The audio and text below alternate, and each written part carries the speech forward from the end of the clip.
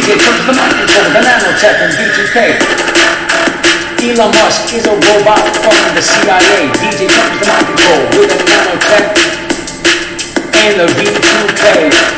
Real world is a simulation. All watch every day. New York City is a simulation. Real world is a simulation happening every day. Slavery 2.0. DJ turns the mind control. DJ turns the mind control. Listen, brothers and sisters, I'm a member of the Teutonic Knights, and by Teutonic I mean British. And if you are like me, an LA Lights associate, you know about our Rush New Energy light sneakers, aka tennis shoes. In other words, the lights in the sneakers make you run faster, because lights equal speed, because soon you'll be running at light speed, brothers and sisters, and you might get a pretty bad case of the old footy cancer, but that's down the road. Speed is what you need, because we have to outrace the tanners. Some of these folks, I'm not going to name names, definitely the types with a vowel at the end of the name, maybe with a name that means something something King Richard, something. Not going to solve the puzzle yet.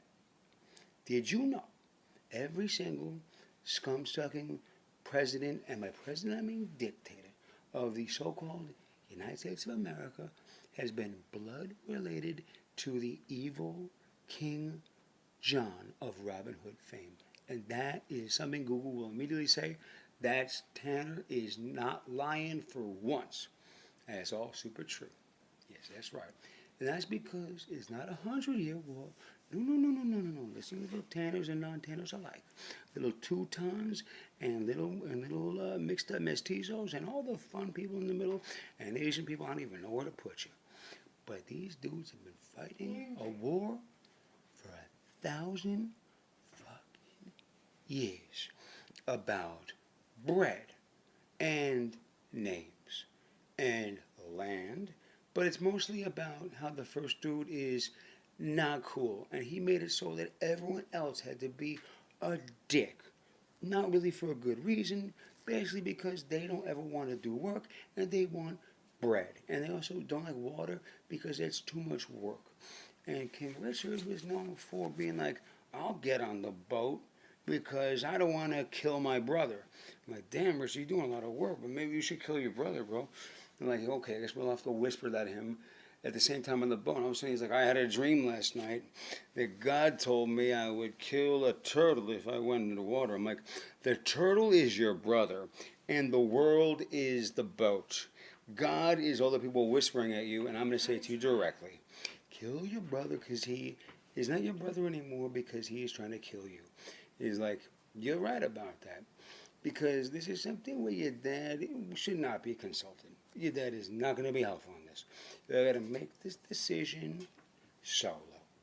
Because the thing is, not only is he no good, but he is doing some weirdo shit to make all these other scumbags equally not good. And this beef is going to last for so long, it's going to start looking like a Star Trek episode.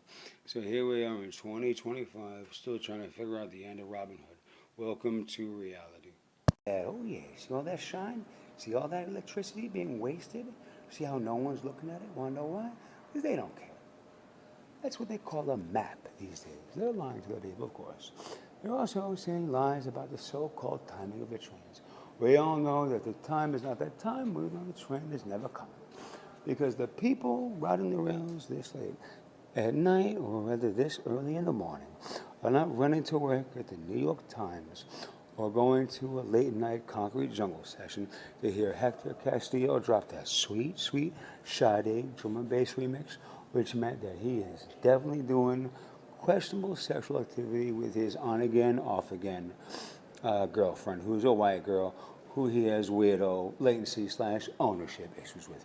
But that's all besides the point. It's very interesting how people really put everything out there on a platter, and the second you say, hey, do you mind if I have a little bit of that? They start getting all fucking weird about it.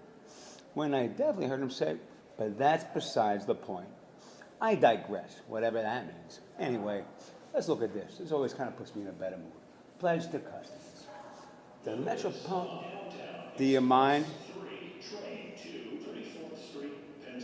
Tell me something I don't know, AI. Before we were so rudely interrupted. When service is disrupted, the MTA will respond quickly to provide customers with information concerning alternate routes, means of transportation, make efforts to provide for the comfort of customers experiencing delays. We make every effort to stop subways, buses, and trains, and bus stops to allow customers to safely disembark and seek alternate transportation. What do you think about that, MK? How's that for some eye heat, huh? I know it's not like these light sticks, all right? And I'm not one to tell you that a Chinese guy stole your job, MK. I would never hurt you in the heart like that. It's a very, very serious thing you people do. And if you could just get one day of respect, the world will be a better place. So let's just talk in Turkey. But, no, I'm no genius. All right, if you look at the mathematics on it, 40,000 bucks. Say you knock down 70 high school basketball players. And the Chinese guy said, it's a guarantee. Okay, I get to cook a couple of games, but it's just high school. I said, what about college? He goes, oh, my man, I don't talk about anything but the money, baby. Show me the money, kid. I'm like, how about we make it 52, man?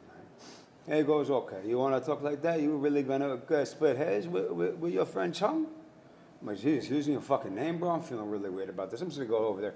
He's like, what do you mean you're coming over here? I'm like, I'll see you in 2 weeks. Of course, I'm still here in 2 weeks. I would never go over there. Maybe I will, though, eh? Weirdo shit.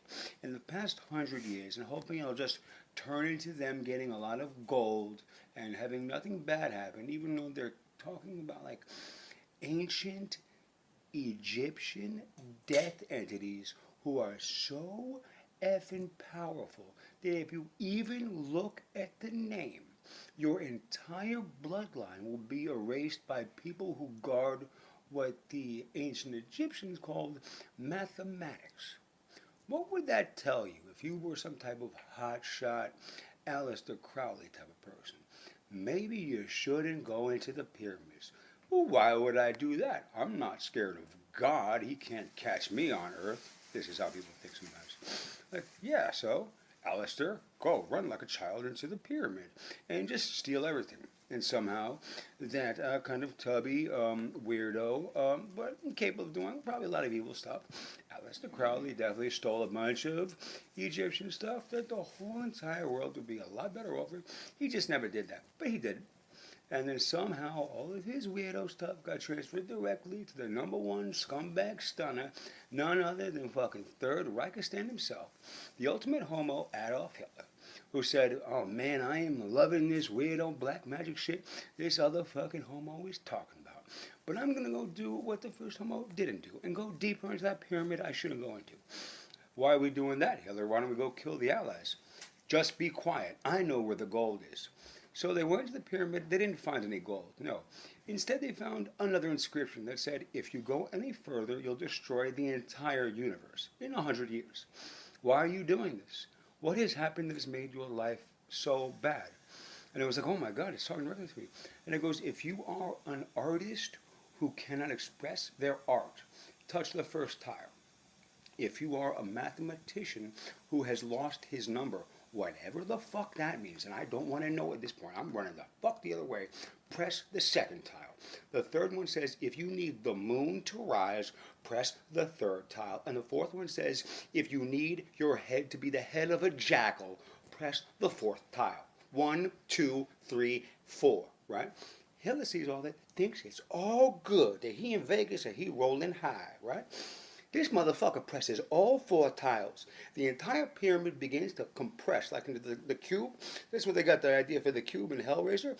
So I heard. Anyway, him and the other fucking Nazis scuba dive out, and they're like, "Ooh, that was a scary move." The Egyptian was like, "You have cursed this land. Remove yourself," and then like melt into the sand. And look, I didn't dream any of this. It's all written down. Trust me. Anyway, so Hitler started doing a lot of meth, blows it bad. Does a lot more, homo shit, and fucking murks himself because he's a loser. And then what happens? the remaining Nazis get hit by the Egyptian curse. They go, we got to make this Hitler shit keep going. I'm like, why? Like, because I just have to do it, man. I just have to. Okay? And they're like, just split up the gold. Got the gold. I'm going to Brazil. You go to South Africa. You go to Vietnam. And you go to America. The 4 most evil places on earth. 1, 2, 3, and fucking 4. Guess what happened next? Stay tuned for news tomorrow. And this ain't no BS, homeboy. Welcome to History with AJR. Listen and learn.